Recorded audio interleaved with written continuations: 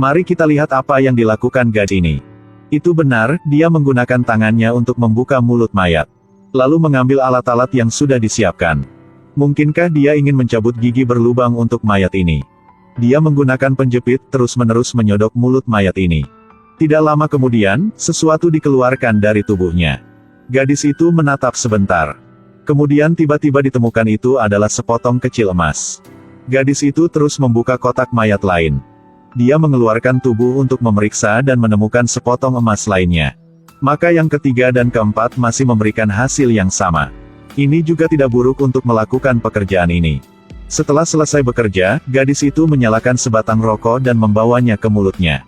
Dia merupakan perempuan forensik bernama Miyang yang bekerja di sini. Saya juga harus mengatakan bahwa pekerjaan ini sangat sulit kalau Anda tidak keberanian. Miyang dengan santai memasukkan emas itu ke dalam sakunya. Hanya ada satu mayat yang tersisa sebelum dia bisa pulang. Ini adalah korban yang dipindahkan tadi siang. Dia adalah seorang pria berumur kira-kira 40 tahun. Miyang dengan cepat melepas pakaiannya.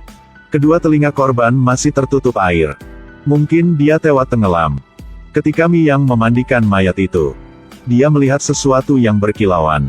Miyang mengeluarkan hal itu, ternyata itu berlian. Dia terus mencari sebentar, segera menemukan berlian kedua. Dikatakan bahwa benda yang berhubungi orang mati tidak bisa disentuh. Tapi Miyang tidak peduli sama sekali. Dia membuka mulut mayat, menggunakan penjepit untuk mencabut gigi emas di mulutnya. Pada saat itu, jari-jari mayat tiba-tiba bergerak sedikit. Miyang memeriksa gigi itu, dan menemukan gigi itu juga diikat dengan benang. Dia menarik benang keluar dan melihat sekantong sesuatu. OMG, itu sekantong penuh berlian. Miyang sangat gembira dan memasukkan sekantong berlian itu langsung ke sakunya. Sebenarnya, semakin banyak yang Anda miliki, semakin banyak yang Anda inginkan. Miyang segera menggunakan pisau untuk memotong perut mayat itu. Tidak diduga.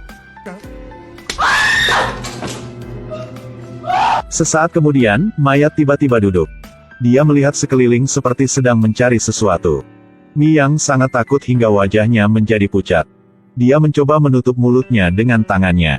Sayangnya pada saat ini, berlian jatuh dari dalam saku perempuan forensik keluar. Dan akibat adalah...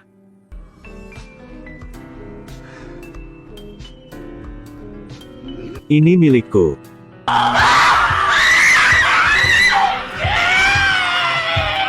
Selama kekacauan, Miyang langsung menelan berlian di perutnya. Mayat itu mencoba membuka mulutnya untuk mendapatkan apa yang miliknya. Miyang mengusaha berjuang untuk kabur dari mayat ini. Namun dia menolak untuk melepaskannya. Untungnya Miyang merangkak ke depan, meraih pisau bedah dan berbalik untuk melikamnya.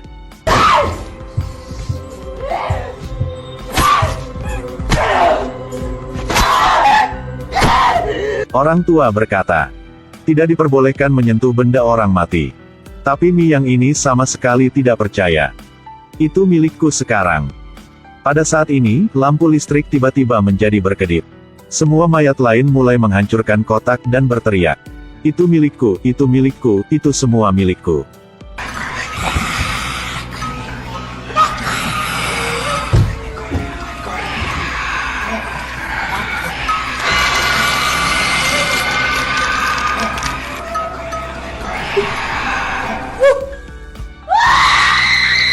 Tangisan tanpa suara Miyang menarik perhatian rekan.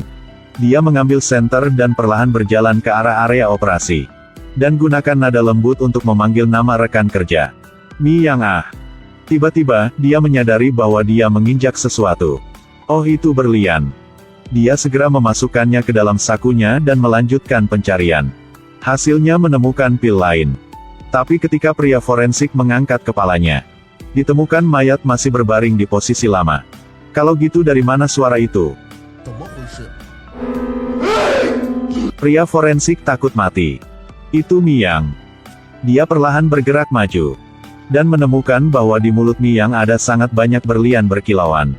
Pria forensik dengan tenang mengambil setiap pil dan memasukkannya ke dalam sakunya. Sama sekali tidak memperdulikan Miyang hidup atau mati. Tapi begitu berlian terakhir tercapai,